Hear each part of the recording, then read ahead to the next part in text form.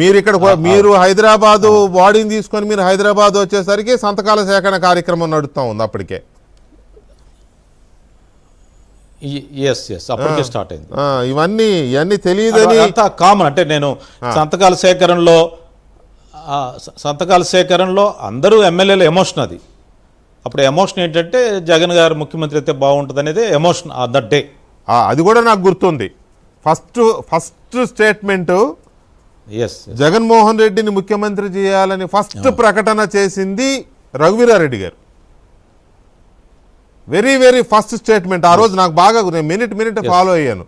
First ప్రకటన చేసింది రఘువీరారెడ్డి గారు జగన్మోహన్ రెడ్డిని సీఎం చేయాలని. తర్వాత మీరు అందరూ వన్ బై వన్ చేశారు. అయితే సంతకాల కార్యక్రమాన్ని వ్యతిరేకించిన సీనియర్ నాయకులు కూడా కొంతమంది ఉన్నారు. ఇప్పుడు నేను పేర్లు చెప్పడం బాగోదు, వాళ్ళు కూడా వైసీపీలోనే ఉన్నారు. ఆ తరువాత కాలంలో అసెంబ్లీలోనే జగన్మోహన్ రెడ్డిని ఉరిదీయాలి, ఇలాంటి పనులు చేసినందుకు, ఇలాంటి ఆర్థిక నేరాలు చేసినందుకు అని మాట్లాడిన వాళ్ళు వాళ్ళ వైసీపీలో ఉన్నారు. విజయమ్మ ఆనాడు అపోజిషన్ లీడర్గా ఉండి మాట్లాడుతుంటే ఇదే బొత్స సత్యనారాయణ గారు విజయలక్ష్మి గారిని కూడా తీవ్రంగా విమర్శించారు అసెంబ్లీలో. ఇది ఆయన ఇప్పుడు వైసీపీలోనే ఉన్నారు. సో ఇవన్నీ ఆనాడున్న సందర్భంలో కొందరు వ్యతిరేకించారు, కొందరు కావాలన్నారు, కొందరు అటు అన్నారు, కొందరు ఇటు అన్నారు, రకరకాలు జరిగిపోయినాయి. ఇవాళ నిజాలుగా మాట్లాడుకుంటే నిజాలు అబద్ధాలు కావు, అబద్ధాలు నిజాలు కావు. అచ్చెన్నాయుడు గారు అన్నారని బొత్స రోధించడంలో నాకు పెద్దగా ఏం అనిపించదు. కాకపోతే రాజశేఖర రెడ్డి గారు గుర్తించి బాధపడి ఉండొచ్చు. నాకు బాధ అనిపిస్తుంది, మీకు బాధ అనిపిస్తుంది. అదే ఆ సిచ్యువేషన్లో బొత్స గారు ఆ సిచ్యువేషన్ ఎక్స్ప్లెయిన్ చేసేటప్పుడు ఆయన ఎమోషనల్ అయ్యాడని అనిపిస్తుంది నాకు. అంతవరకు చూస్తే నాకు టీవీలో మీడియాలో చూశాను నేను. డెఫినెట్ గా ఆ సిచ్యువేషన్ ఎక్స్ప్లెయిన్ చేస్తున్నప్పుడు బొత్స గారు కొంచెం ఎమోషనల్ అయ్యాడు. ఆయన ఆ సిచ్యువేషన్ కనిపిస్తూ ఉంది. బట్ ది రియాలిటీ ఈజ్ ఆ స్పాట్కి చాలామంది నాయకులు వచ్చారు.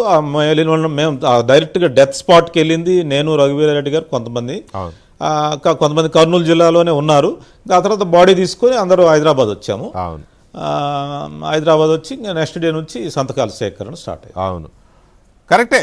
అది మనం అదంతా యాక్సెప్ట్ చేయాల్సిందే. అప్పుడు ఆ తర్వాత సత్యబాబు గారు ఒక్కరికే కదండి, అందరికీ ఉంది ఎమోషను ఆ టైంకి. మరి ఈ రోజు ఆయన బహుశా గుర్తు రావడం వల్ల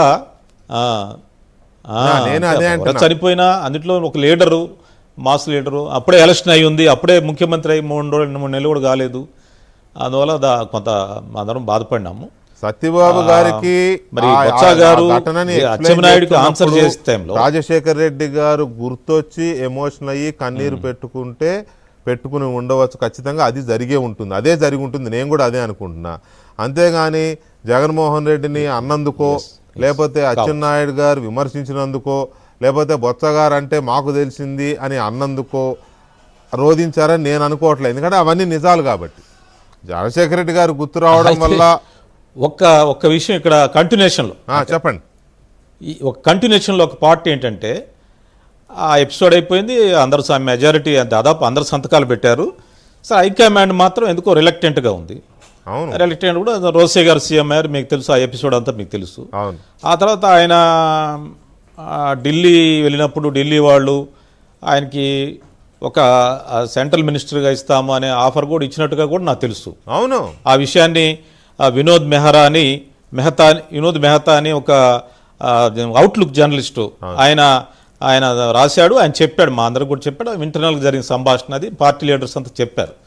జగన్మోహన్ రెడ్డి ఎంతప్పుడు అప్పటి నుంచే కూడా ఆయనకి కాంక్ష ఉంది, ముఖ్యమంత్రి కావాలనే కాంక్ష ఆ రోజు నుంచే ఉందనేది ఇట్ ఈస్ ఎస్టాబ్లిష్డ్ ఫ్యాక్ట్. దాంట్లో అందరూ చెప్తున్నా, మనకు తెలియదు కదా. మేము కోరుకోవటమే కాదు, ఆయన కోరుకున్నాడు.